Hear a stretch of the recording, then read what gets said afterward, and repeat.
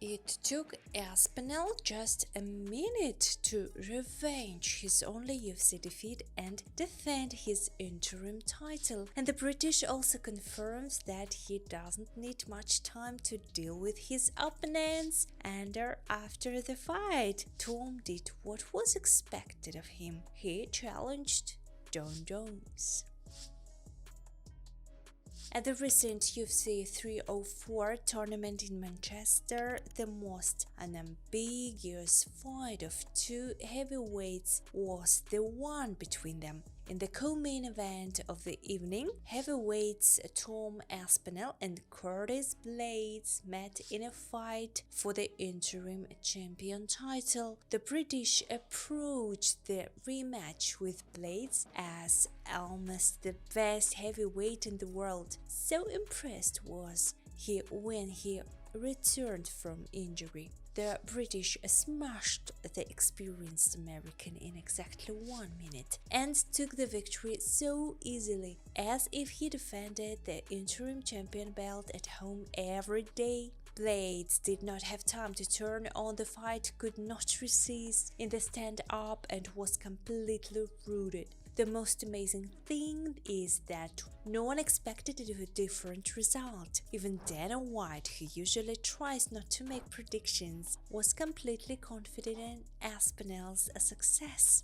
Aspinall has convinced fans in recent years that he has virtually no weak points. The British suffered his only defeat in the UFC due to a ridiculous knee injury, before and after which he finished almost all fights in the first round. In 4 years in the world's main promotion, Tom managed to beat almost all his direct competitors: Alexander Volkov, Curtis Blaydes, Sergey Pavlovich, Andrei Arlovsky, and several fighters with slightly less significant names. Only Jon Jones or Stipe Miocic are ahead. But do veterans have a chance against Aspinall's power? Please write your comments. It will be very interesting for me and others to read. Thank you. The British is only 31 years old. He is just approaching the headway of heavyweights. Tom is incredibly good in the stand-up. He knocked out Sergey Pavlovich himself, who has incredible strength in his hands. Outwardly, the interim UFC champion does not look like a frightening knockout artist. He does not have incredible biceps, shoulder span, or unusual fists for heavyweights, but Aspinall has an amazing fighting intelligence, speed of movement, and accuracy of hits. In addition, he has the best positive difference in strikes in the promotion. Even Sean O'Malley is only in the 3rd place. Aspinall is also doing well in wrestling. Tom easily pinned down even Volkov, who is quite good on the ground. So far, no one has been able to knock Tom down even for a short time in wrestling. During his career in the promotion, the British has spent exactly 1 second in the bottom position. Even Hamza Chimaev's corresponding figure is not so impressive, 6 seconds. In the event of a meeting with Jones, the challenger will definitely not fall for a banal technique, as was the case with Cyril Gane. Tom is the holder of a black belt in Jiu-Jitsu, which he clearly did not receive for show. The only argument of those who do not believe in Aspinall's full-fledged championship is his endurance, the level of which is still unknown. Indeed, throughout his career, Tom's fights have not even reached the 3rd round.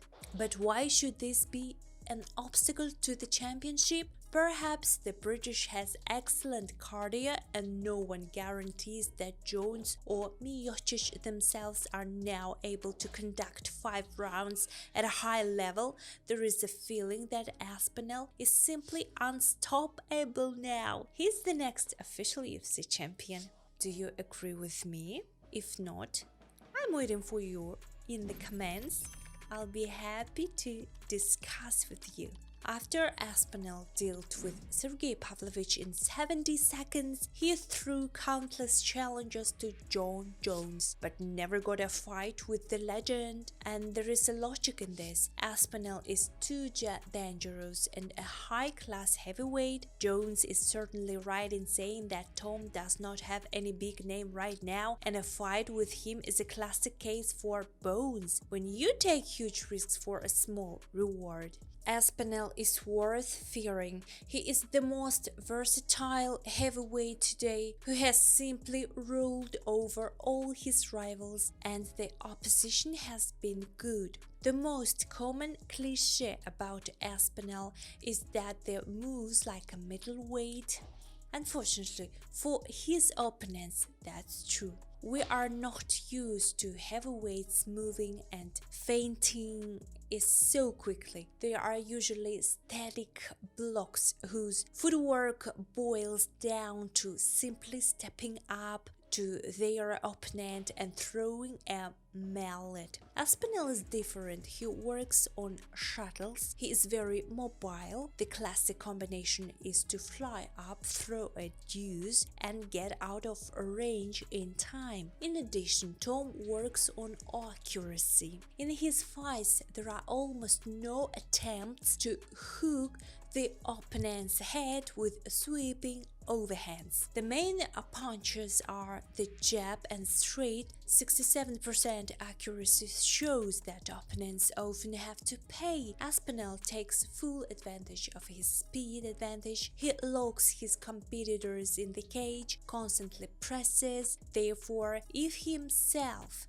finds himself in a similar situation, it will not be enough for him to leave their line of action. This was their case with Sergey Pavlovich. The Russian hit a great shot in one of the exchanges, but firstly Aspinall held out, which is also a big plus, and secondly he shook his opponent with a couple of feints and went to the distance. Another feature of Tom's portrait is how quickly he finishes fights. He has 8 fights in the UFC and an average time of 2 and 10, the best result in history.